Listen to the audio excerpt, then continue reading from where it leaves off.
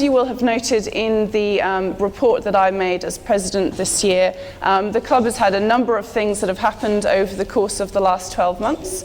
I suppose the first thing was this time last year at the AGM. There were a number of things that were discussed and expressed by various members of the club.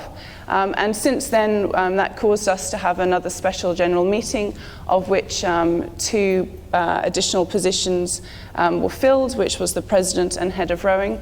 This year, as you might be aware, we didn't have the vice president role filled, so the committee has been made up of 8 people. Jenny Kozlowski, who isn't here today, is a general member, but moved to Darwin a little earlier this year, so we've also, Jenny's been working offline, but we've predominantly been working as a group here in front of you.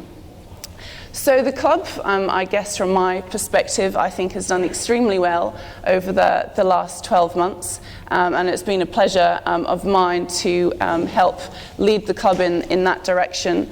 We've been very active on the water and off the water. I think some 18 regattas that we actually attended over the course of the last season.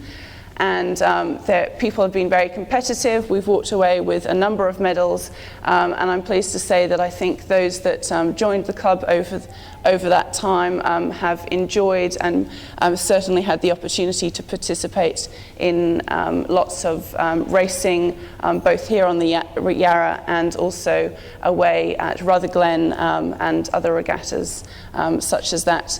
A number of the people that actually participated in our Learn to Row program in September last year then competed in their first regatta, and I think a couple even walked away with medals at the head of the Goulburn, which was really great. At the presentation night, which we held in June, I think the 20th, the award for the President's Award this year, I actually bestowed to the whole club, to all of the members, because I think of the commitment and the enthusiasm that everyone here today, and those that also couldn't be with us, have showed over the course of the last year.